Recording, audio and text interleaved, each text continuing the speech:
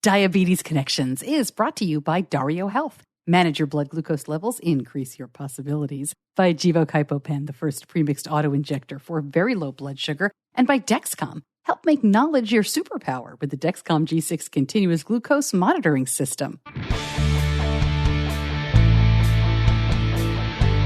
This is Diabetes Connections with Stacey Simms.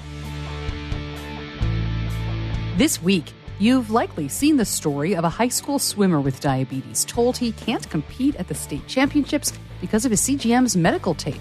What really happened here? We talked to Ethan Orr and his mother. The whole point of the rule is to prevent a swimmer from having a competitive advantage. You would not have to be someone who understood type 1 diabetes to look at what Ethan had on his arm and know that of course it would not cause a competitive advantage. Of course, it was just medical tape covering up a medical device. Amanda, Terrell-Orr, and 16-year-old Ethan join me to explain in their own words what happened that day, what they'd like to see change, and what we can all do to protect our rights when it comes to diabetes. This podcast is not intended as medical advice. If you have those kinds of questions, please contact your healthcare provider. Welcome to another week of the show. Always so glad to have you here. We aim to educate and inspire about diabetes with a focus on people who use insulin. I'm your host, Stacey Simms. My son, Benny, was diagnosed with type 1 right before he turned 2. That was almost 15 years ago. My husband lives with type 2 diabetes. I don't have diabetes. I have a background in broadcasting, and that is how you get the podcast. Before we jump in, I need your help. I am trying something for November. I want to hear your Dear Dr. Banting stories and letters. I posted this on social media. If you're in the Facebook group, Diabetes Connections, the group, or you get my emails, you will be seeing this week and for the next couple of weeks, because all the month of September, I'm asking you to record some audio. It's very simple. Just do it on your phone as part of the Dear Dr. Banting exhibit. We talked to the folks at Banting House, the museum where Dr. Frederick Banting had his eureka moment where he came up with the idea that led to the discovery of insulin with other people. But Banting House has an exhibit called Dear Dr. Banting. And I go much more in depth on this. It's at diabetes-connections.com. It's on my social media. I'm asking you, what would you say if you could thank Dr. Banting for yourself, for your child, right? Just to thank him. So all the specifics are in the show notes. Basically, just try to keep it to a minute. I'd like to play these back during the month of November. I'm really looking forward to what you have to say. Don't worry about making it perfect. Just try not to have too much background noise. Use your phone's voice memo app. It doesn't have to be anything fancy. And send it to me, Stacey at diabetes-connections.com. I cannot wait to hear what you have to say. All right, if you haven't heard, and boy, this was all over social media last week and this week, here's a quick synopsis of what has been reported. Amanda and Ethan will go much more in depth and frankly set a few things straight that were reported a little bit inaccurately. Ethan has type 1 diabetes. He was diagnosed at age 10. He wears a Dexcom G6. He uses Sim Patch. The brand of the tape is not important, but you should know that he wears the medical tape over the Dexcom, as many people do, and that's pretty much what is at issue here. He also wears a tandem T-Slim X2 pump that he removes most of the time when he swims. Ethan swam all season for his high school in Colorado Springs. No issue. He had the CGM on for every meet. But at the state championship, as you'll hear, it became an issue. And I'll let them tell that story. What you should know going in is that this is not a lawsuit. The family is not suing for damages or anything like that. They've filed a complaint with the United States Department of Justice Civil Rights Division. This is not about money. And you may have also heard that the CHSAA, the Colorado High School Activities Association, which is receiving the complaint here, they say that Ethan did not have a signed medical authorization to have something like this. Well, he has a signed 504 plan. So does that overrule, or could that be looked at as in place of what they're talking about in terms of a medical authorization to wear tape in the pool because it applies to his diabetes and his diabetes medical management plan? USA Swim, that governing body, does allow medical tape. So there's a lot going on here, and I think it's more in depth than you've seen. And certainly a lot of these media reports, as well done as they are, these people don't speak diabetes. They don't cover diabetes on a regular basis.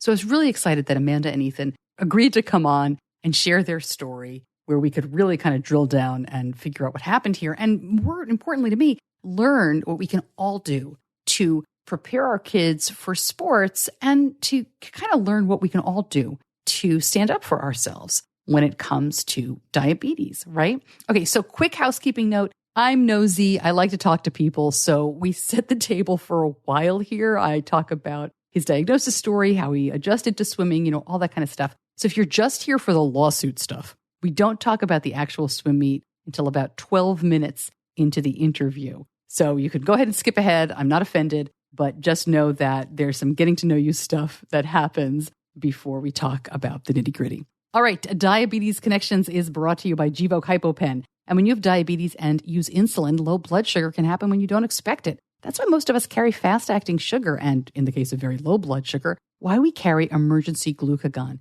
There's a new option called Gvoke Hypopen, the first auto-injector to treat very low blood sugar. Gvoke Hypopen is premixed and ready to go with no visible needle. In usability studies, 99% of people were able to give Gvoke correctly. Find out more, go to diabetes-connections.com and click on the Gvoke logo. Gvoke shouldn't be used in patients with pheochromocytoma or insulinoma. Visit gvokeglucagon.com/risk.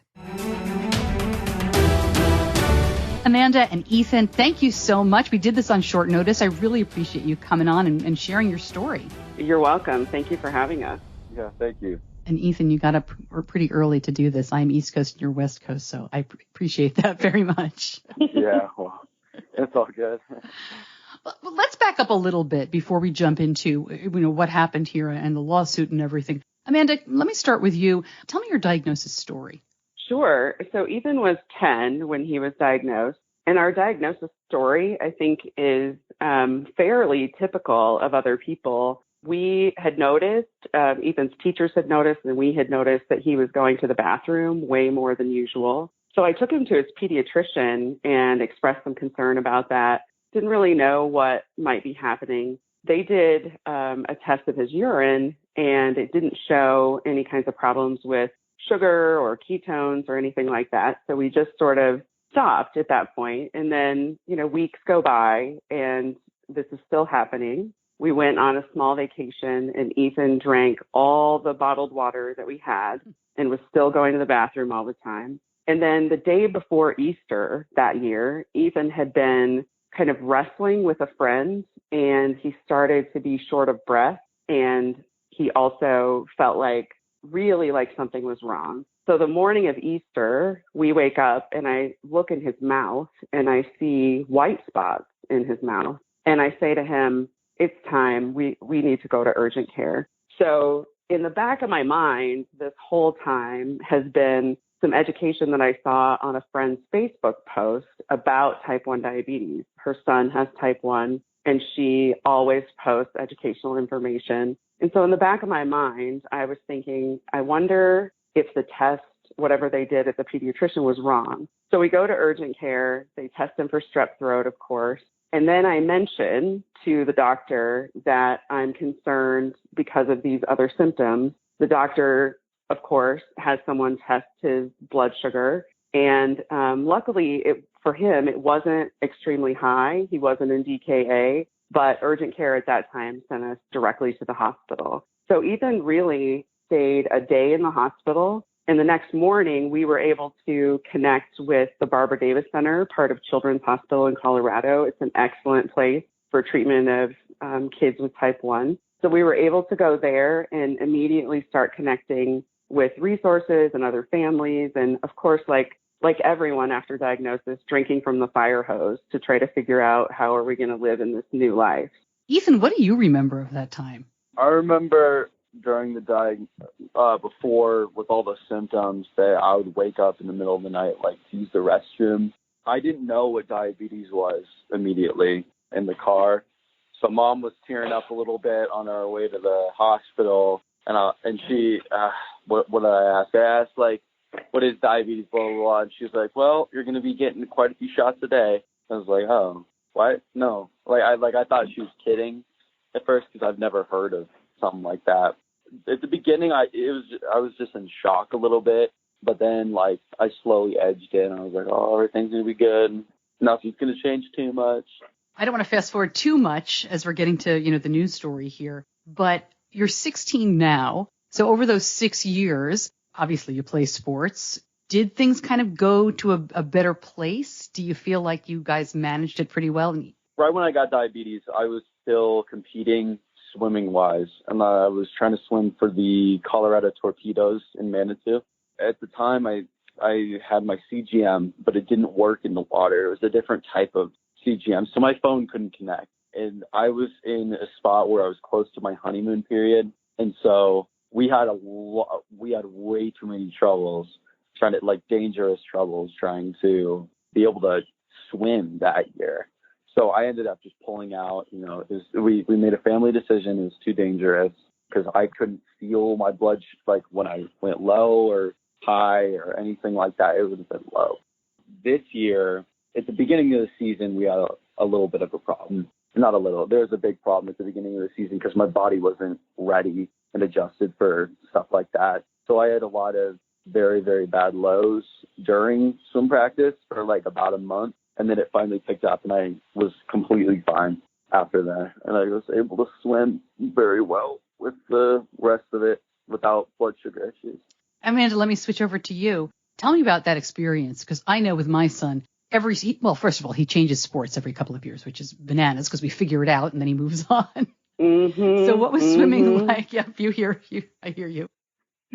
Yes, we have that experience as well. It sounds like our kids are similar that way. Ethan likes to jump around sports. So Ethan had been competitive swimming for not an insignificant amount of time, I would say, when he was diagnosed. And it was just in that honeymoon period and learning everything and being just terrified of every significant low. At the beginning, those things seem really insurmountable. Because Ethan had a couple of really scary lows, it was also kind of affecting his confidence to stay in swimming. So sadly, something that he really loved, what we said is we put it on pause. We didn't think it would be on pause this long, but it was really Ethan's choice. And so we were really happy this season when he chose swimming again. And then he started swimming, and everything that we thought we knew about management of his diabetes changed in some ways. And in Ethan's case, he's very active, he's very fit, but his body was not used to the kinds of energy that need to be expended to swim in particular. So we tried all the things, all the tricks, all the tips that everybody gave us, and he was still having really significant lows, having to be assisted out of the pool sometimes. But to his credit, and one of the things I'm so proud of him for, is that he swam right through that. He had to sit out of practice a lot because of low blood sugars, but he still kept going every day. And he believed us when we said, your team is going to help you. And by team, I meant his endocrinology team and also athletes with type 1 diabetes. So we threw out questions out there into the social media world and got great advice from other people, athletes with type 1. And we combined that with the guidance from our endocrinologist, and Ethan's body also adjusted to swimming. And so at the end of all of that, at the end of the season, he was really doing pretty well in terms of being able to swim safely. So we were very proud of how he came through this season. To be honest, as a person without type 1 diabetes and an adult, I don't think I would have done that. It was very, very hard. But he stuck it through and was fortunate enough to be able to go to the state championships. Ethan, I'm curious, what worked, looking back on all of that?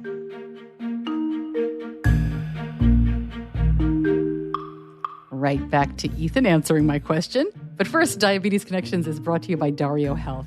And bottom line, you need a plan of action with diabetes. We've been very lucky. Benny's endo has helped us with that, and he understands the plan has to change as Benny gets older. You want that kind of support. So take your diabetes management to the next level with Dario Health. Their published studies demonstrate high-impact results for active users, like improved in-range percentage within 3 months, reduction of A1C within 3 months, and a 58% decrease in occurrences of severe hyperglycemic events. Try Dario's Diabetes Success Plan and make a difference in your diabetes management. Go to mydario.com/diabetes-connections for more proven results and for information about the plan. Now back to Ethan explaining how they got his blood sugar more stable during and after swimming.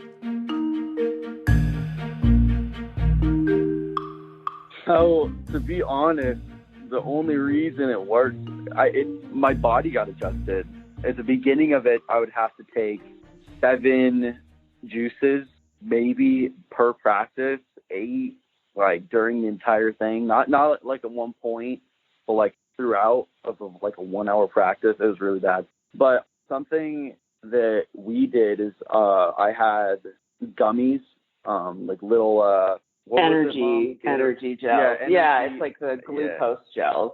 Mm-hmm. Yeah, we had glucose gels next to it because if you have too many fluids with swimming, you can get nauseous, especially with it being juice and eating granola bars before you swim something very hard tends not to work out very well. So something that's like flexible with your stomach, so it's not like you're eating like a Valley granola bar and then you're going in the pool and you're wanting to puke. Yeah, Ethan, some of the things that you're maybe not remembering because they just became so routine for us is suspending his pump like 2 hours before practice, making sure he didn't have any insulin on board. He would also, toward the end there where we were waiting for his body to adjust, he would have the equivalent of a meal about an hour before practice with no insulin to cover it. And he would still, getting into the water those first bit of time, would still go very low in a short period of time. So then he would have to sit out, like he was saying, have a lot of juice, and then he would be nauseous and not able to swim as well. What the doctor kept telling us is, hang in there. We're going to figure this out. Your body's going to adjust. And sure enough, that ended up happening. But those are the kinds of things that we had to try in the early part of the season. Sounds very familiar. My son's first wrestling practice freshman year of high school, he ate 85 uncovered carbs and still would not go above 70. Mm-hmm. So, over time. It was. Yeah. The other thing that was really challenging that we had never experienced before, but we know that other people have since we reached out, is overnight, well after practice, Ethan would have lows that would last for hours, no matter how many carbs we would give him. So then we would have to get to the point where we were microdosing glucagon with the advice of his doctor in his circumstance to try to bring his blood sugar back up. But there were nights where my husband and I were up for 4 hours at a time, just trying to get his blood sugar into a safe range. And this year is the first time in all of those years he's had diabetes that we had to ask for emergency medical assistance for a very severe low. So it was a really, really difficult time. But what we like to think about that is, he's very resilient. He got through that time. And, the type 1 community was really helpful in helping us come up with ways that we could try to address these big problems that we were facing. So you brought up the state championships. Let's just jump into that now and talk about what happened and the basis of the lawsuit and, what you hope to accomplish here. But start by telling me, and Amanda, let me ask you, what happened at the state championships? So the summary version of that I would say is that Ethan had several events that day. They were all relay events, which means that he was competing as part of a small team of other swimmers. He had swam 2 of those events, and the last event of the day would have been his final relay event to swim. He was standing at the side of the pool with another student next to a referee, and the referee asked Ethan about what was on his arm. And so Ethan explained, of course, that it was his continuous glucose monitor, that it measured his blood sugar, that it was for type 1 diabetes, and that he had the patch over it to keep it on during swimming, which every athlete knows that everybody's body's different, but you are more likely to need extra cover over your CGM when you're sweating or swimming or that kind of thing. So the referee asked Ethan who his coach was and who he swam for. And minutes before the event was scheduled to begin, the referee addressed the coach. The coach told the referee all the same information that Ethan told him. And in addition said Ethan has an active 504 plan that allows him to have his medical equipment. The referee insisted that Ethan was in violation of what is commonly called the tape rule. which is essentially the fact that a swimmer can't wear something extra on their body to aid their speed, buoyancy, or body compression, because those things could give the swimmer a competitive advantage. The coach tried to explain, again, everything that was going on, and that not one time in the 7 meets Ethan swam prior to the state championship did any other referee believe that that rule applied to Ethan. It's always obvious in some of the videos that various news stations have used. You can see it on Ethan's arm as he's swimming. So clearly, referees who are paying close attention to a swimmer to see whether their stroke is off or they're, doing anything else that would be a violation, saw this on his arm and no one said anything. So the referee was told that information as well. The referee insisted that in order to compete under that tape rule, he would have needed a doctor's note to say that it was medically necessary. The whole point of the rule is to prevent a swimmer from having a competitive advantage. You would not have to be someone who understood type 1 diabetes to look at what Ethan had on his arm and know that, of course, it would not cause a competitive advantage. Of course, it was just medical tape covering up a medical device. The Dexcom G6 says on it what it is, and I timed it. It takes about 15 seconds on Google to figure out what that is. So if the referee did not believe the information he was getting, and the whole purpose of the doctor's note is to say, it's needed, and so it doesn't give a competitive advantage, all of that together means that the referee heard all that information and he either didn't believe it or he continued to believe that Ethan was potentially cheating by wearing a foreign device or substance to aid his speed, buoyancy, or body compression.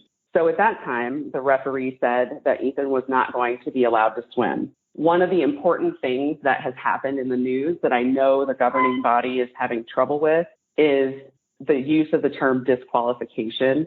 In my mind, when the kid doesn't get to swim, the semantics of that don't matter. But it wasn't the fact that Ethan swam in the meet in that final event and was disqualified. He was not allowed to swim the final event. And so what the coach tells us happens from that point is that the referee says, Ethan will not be able to swim. You were required to have this note. He's in violation of the tape rule. And so the referee scrambles because, again, he's addressed minutes before the event starts and substitutes another swimmer for Ethan. But what the coach told us is that in the rules, when you're going to substitute a swimmer, you have to go to, like the administrative table and make that substitution in a particular kind of way. And so he was not able to do that in that time period. And the coach indicated to us that the relay team was subsequently disqualified for not having a proper substitution. Now, we learned for the first time when CHASA issued their statement that they are saying that the team was disqualified for an early start. And, from our perspective, although it's really upsetting to us that the whole team would have been potentially disqualified on this substitution issue, the fact is, the crux of this is that Ethan was not allowed to swim because someone incorrectly interpreted what he had on his body as potentially cheating in violation of the taping rule. That is essentially what happened in Ethan's case. And that just started all of this research and that kind of thing that our family did before we decided to engage a lawyer. Got it. My question, I have a lot of questions, but one of my questions is it your belief, and I assume it is since you're going to have the lawsuit, that having a 504 plan being covered by the American with Disabilities Act supersedes that tape rule? There are several points to what we're saying. So the first thing we're saying is the rule doesn't apply to Ethan's circumstance. And although the high school associations have not chosen to be this clear, the USA swimming rules are very clear that taping for medical devices is not a violation of this taping rule. It's really about KT tape or therapeutic tape that would be used to support somebody's muscles or joints or ligaments or tendons in a way that would give them a competitive advantage. Anybody who knows anything about swimming knows that when something protrudes from your body, like a CGM, that it actually causes a disadvantage because we're talking about milliseconds of time and surface drag can actually make him slower. Additionally, we know the rule didn't apply because no other referee in 7 prior meets even mentioned it as being possibly implicated by that rule. So let's say he even mistakenly believed that the rule applied. There are a couple things about that. Ethan did have a 504, and we do think that's important because the 504 says that he's able to have his medical devices at all times in all school activities. Secondly, and I believe this is standard across the country, but Ethan had to have a sports physical before he participated in sports that said that he was safe to participate in those sports. So there are lots of reasons that we believe the rule didn't apply. Even if it did, Ethan should have been fine without a specific doctor's note to prove he had type 1 diabetes. And further, the referee under the rules had the discretion to allow Ethan to swim if he did not find that to be excessive adhesive. And he chose not to let Ethan swim. So for all of those reasons, I think the way I described it to someone is there was a tortured reading of that rule to exclude a kid with type 1 diabetes. Ethan, how has your team reacted to all of this? Well, I didn't find out until I was literally walking to the blocks. My team was a little bit upset because they didn't know what was going on at first. My friend, I was with one of my teammates while that was happening, and he was like, "What's going on?" Well, the coach was not the coach, the referee was talking to me. And so I was walking to start the event. Like I was walking around the pool, and they were like, "Ethan, why aren't you swimming?" I was like, "What? What do you mean?" And they're like, "You're not swimming. Coach just said, go talk to coach right now." I was like, "We're starting the event right now, aren't we?" She's like, "Yeah, go talk to coach right now." And I went and talked to him, and he was like, "Yeah, I'm looking at the rule book right now, and we're all looking at the rule book really quick, but you're not able to swim because of the CGM on your arm." And so everyone was like, "What?" Because they didn't know what it was for. And the teammate that I was with was like, "Was it that coach or the ref or whatever?" I was like, "Yeah, no, what?" Mm-hmm. And he was like, "Yeah, I don't know what to tell you." I was like, "Oh, okay." We were all upset about it. That was really dumb. Did they support you? I mean, in these days, in the time that has passed. Tell me about that. Oh, yeah, no, I'm friends with everyone on the swim team. They're all super great. My coach is super great. The trainer for the Coronado, the school that I swim for, is really great. My teammates are really supportive. Whenever I would have to get out, they'd make jokes. They'd be funny about it, like try and like lighten it up and whatever. They're really great. They're a really great team. They are a really great team. I'm still going to swim for them this year. I'm still competing I'm going to try and compete for state this year too. I think the other thing, Ethan, in terms of the support Ethan got, we really can't say enough about his coach and the athletic trainer. It was a difficult season for them too, of course, because of everything Ethan went through. So this happened, the state championship happened at the end of June. At the very beginning of July, the coach actually sent an email to CHSAA and laid out the situation of what occurred, asked if they would work with him because he believed that what happened could potentially be a violation of Ethan's federal rights.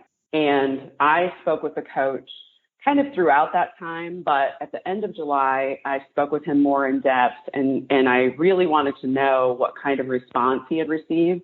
He had received 0 response to that email. So here we have a coach that's trying to advocate for his student with diabetes and try to get something changed so this wouldn't happen again. And he received no response to that. Amanda, a lot of people are going to be really excited that you've done this and want to see this change and are rooting for you. But a lot of people are also going to be wondering, why a lawsuit? There is just so much that happens to you all when you file a lawsuit. You're going to get a lot of negative attention. You're going to get pushback. Why file the lawsuit? And what are you seeking in the lawsuit?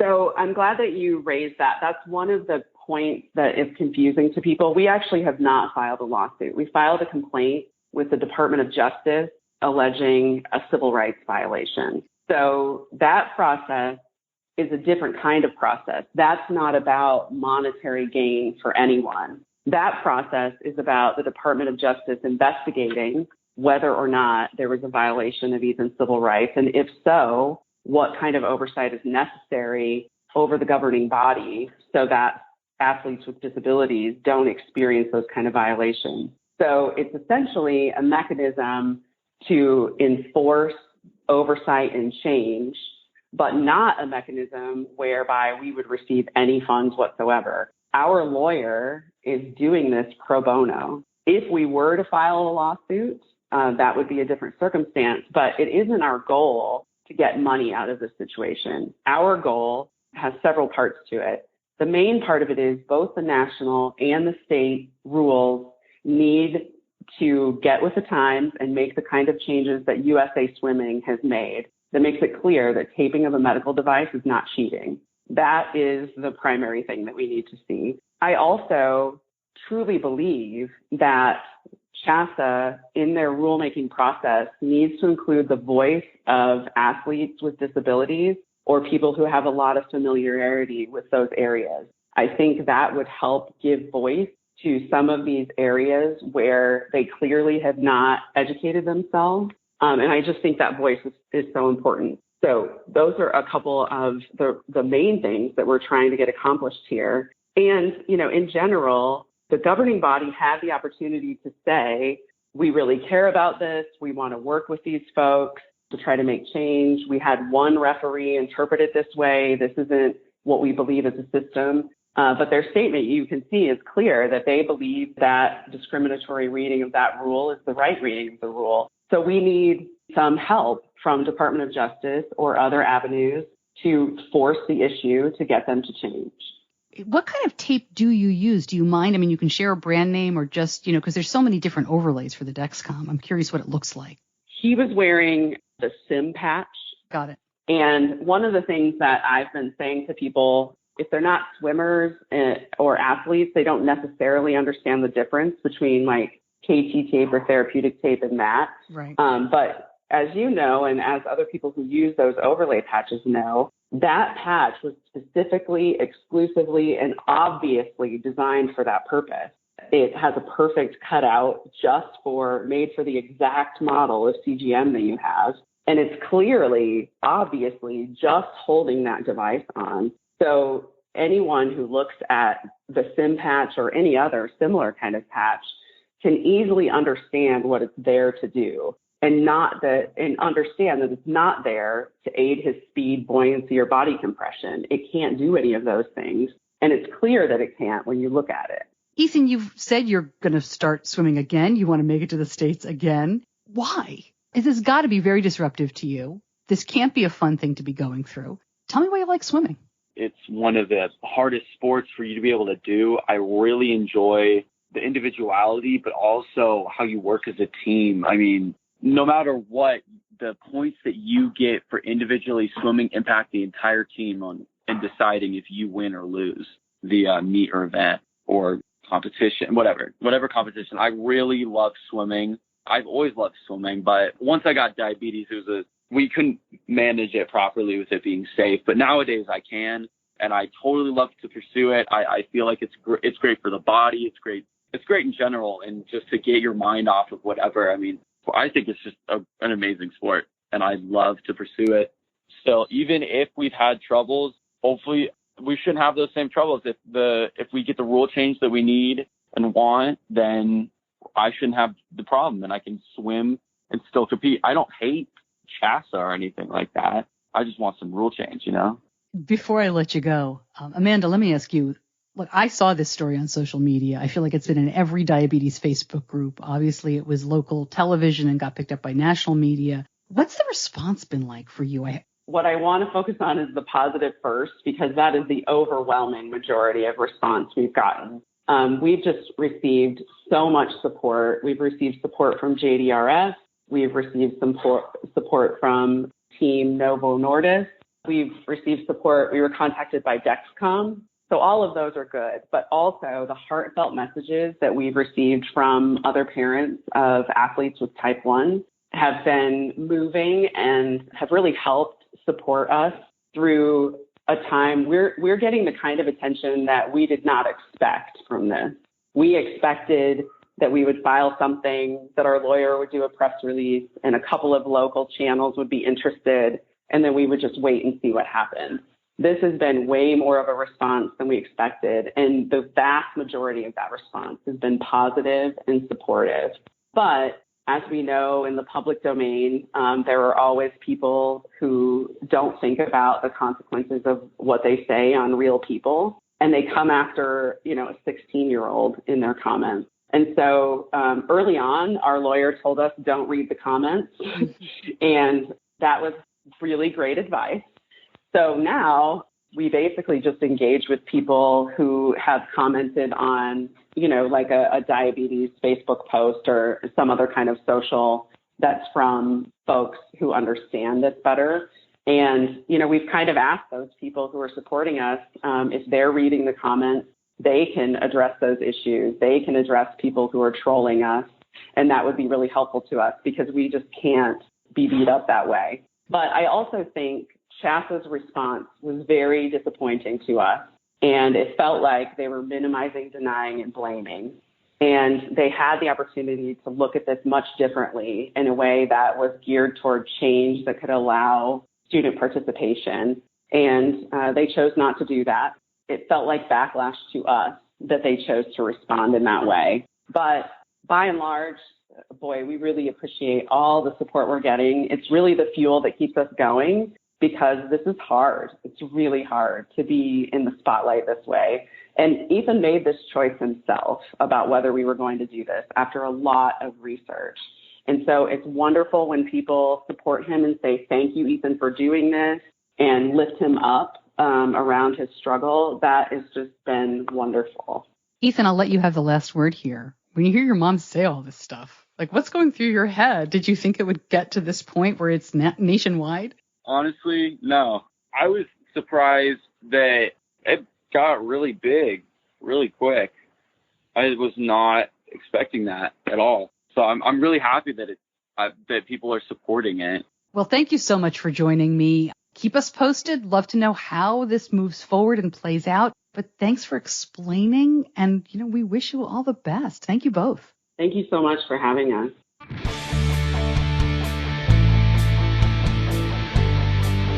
You're listening to Diabetes Connections with Stacey Simms. More information at diabetes-connections.com. I'm going to link up some of the stories about Ethan that some of you may have already seen. I'm also going to try to link up some follow-up as the story progresses because we're really just at the beginning here. I'm going to follow through this complaint with the Department of Justice, see what the rule changes are like if they come through, and see if other clubs and athletic associations follow suit or do anything that is proactive. If you find something in your local community, let me know if there's a rule change because of this. Or I got to tell you, we've already talked to the coach about Benny's wrestling and, how he wears his equipment. I'm double checking. I just want to make sure that we're all good because while he has been fine so far, and last year we saw a ref wearing a T-Slim pump at a couple of the meets. I didn't go over, but Benny did go over after the meets and just say hello and, showed his pump and that kind of thing. But even if the ref has type 1 and wears a pump, there still may be a misunderstanding of the rules. So I'm definitely double checking all of that to make sure that we're not going to have any issues this year. It's complicated. I got to tell you, my favorite part of the whole story is how Ethan's teammates have hung with him, right? And they haven't made him feel different. They haven't made him feel like he's to blame for things. We've been so lucky with Benny that he's surrounded with people who support him as well. And if you heard the episode he was on a couple of weeks ago, he says part of that is because he just doesn't want to be with people who don't support him. And we're really, really lucky that he feels that way. So Ethan is lucky as well. But big thanks to Ethan and Amanda for coming on so quickly and sharing this story and making some time for me. All right, Diabetes Connections is brought to you by Dexcom. And we have been using the Dexcom system since Benny was 9 years old. We started with Dexcom back in December of 2013. And the system just keeps getting better. The Dexcom G6 is FDA permitted for no finger sticks for calibration and diabetes treatment decisions. You can share with up to 10 people from your smart device. The G6 has 10-day sensor wear and the applicator is so easy. I haven't done one insertion since we got it. Benny does them all himself. He's a busy kid, and knowing he can just take a quick glance at his blood glucose numbers to make better treatment decisions is reassuring. Of course, we still love the alerts and alarms so that we can set them how we want. If your glucose alerts and readings from the G6 do not match symptoms or expectations, use a blood glucose meter to make diabetes treatment decisions. To learn more, go to diabetes-connections.com and click on the Dexcom logo. If you are listening to this episode as it goes live on September 7th, then I want to wish you a very happy new year. It is the Jewish holiday of Rosh Hashanah. And as you probably know, these podcast episodes are taped and scheduled in advance, so I am not working today. I am celebrating the new year with friends and family. And I don't mind sharing that we always go to our same friend's house. I don't have any family locally here in the Charlotte, North Carolina area. And our friends this year, who are probably having like 20 to 30 people, they bought COVID tests for everybody, those over-the-counter COVID tests. As I'm taping, I haven't taken it yet. When you're listening to this, I will have taken it. But I thought that was really interesting. We're all vaccinated, this group. We've gotten together before. Earlier in the summer, it was actually the first group of people that I got together with in, I want to say maybe late May. We'd all been vaccinated. Everybody was really excited. Nobody knew Delta was coming. And so, we're all reacting to this in different ways. I'm really, I guess the word is interested that this is going on. I wonder how many other people are doing this for small private gatherings. I'm excited to be celebrating, and may it be a sweet and happy new year, because my goodness, we definitely need it. So I'm going to leave it there. Big thanks to my editor, John Buchanan from Audio Editing Solutions, for really jumping in here. This was a last-minute episode. We put this together much more quickly than our usual episodes. So thanks so much, as always, John. And thank you so much for listening. I'm Stacey Simms. I'll see you back here on Wednesday for In the News. That'll be Wednesday live on Facebook at 4:30 Eastern Time. And then we turn that into a podcast episode for Friday. All right, until then, be kind to yourself.